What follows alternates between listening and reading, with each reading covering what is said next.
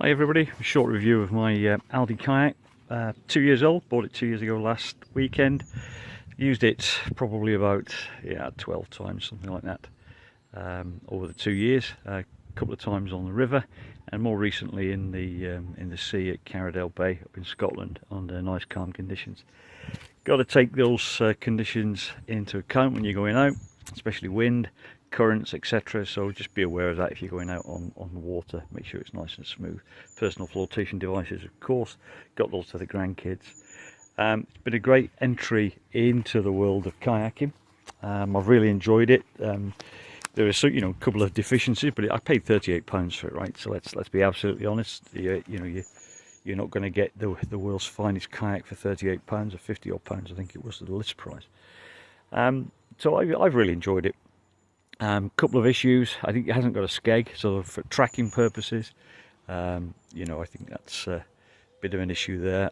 There are 5 inflation points, so safety is good. We've got 5 chambers, 1, 2, 3, 4, 5. Okay, so you start off down here. This is really important. The base rigidity is really important on this kayak because it gives you that stability and that platform for rowing in.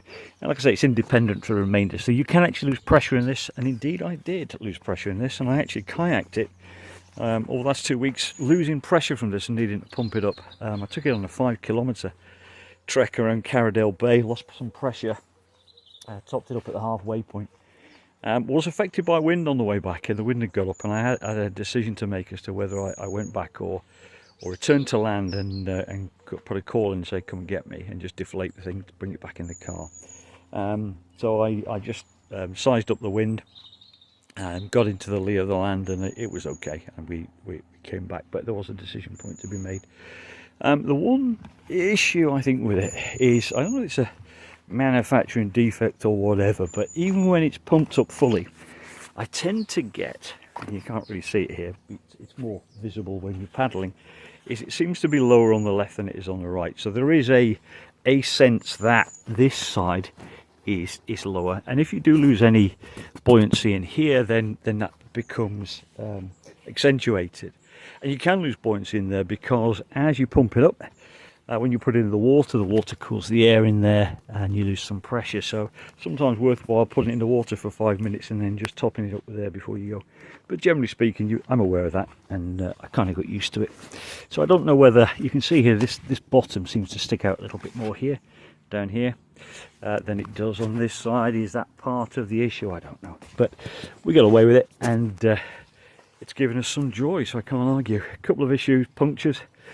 The seat is punctured. Okay, we got field mice in the garage, and they had a bit of a nibble through the bag that comes with it. It all packs in there, believe it or not, even the oars. And then also I had an issue whereby I think I either grounded it on the way into the beach, or I let the kids stand in it without sufficient draft, and it's just minor holes there, and that's why I was getting the deflation. The kayak remained workable and paddleable over that period. So if you paddle it for 20-30 minutes, pop back in, topped it up, it was okay. No real issues there. So I patched it. Patch seems to be working. That seems a little bit squishy. Maybe it is, maybe it isn't. I don't know. Seems to be.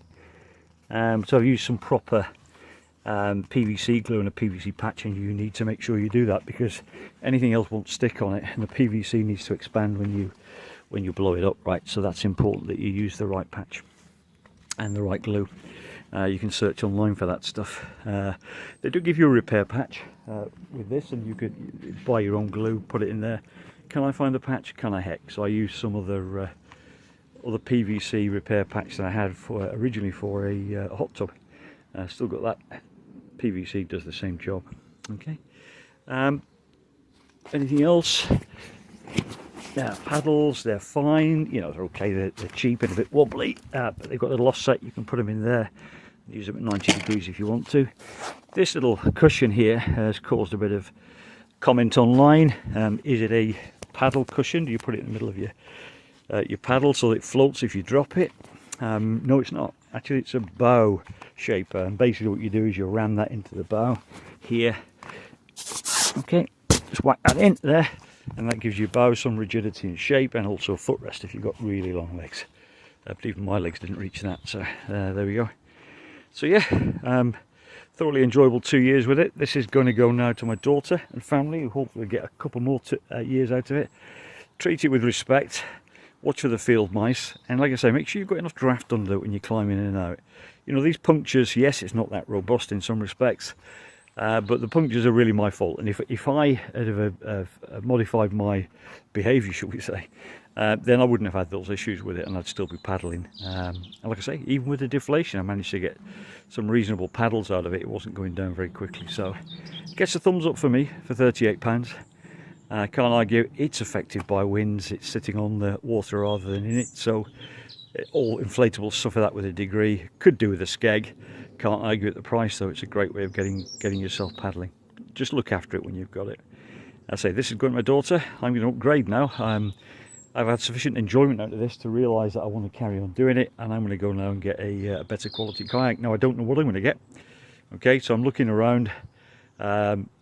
I'll discuss that that choice with you at some other juncture, but if you've got any questions on this kayak, let me know and I'll try and answer them in the best way that I possibly can. But for £38 or £50, it's been a great way to get back and get into the water.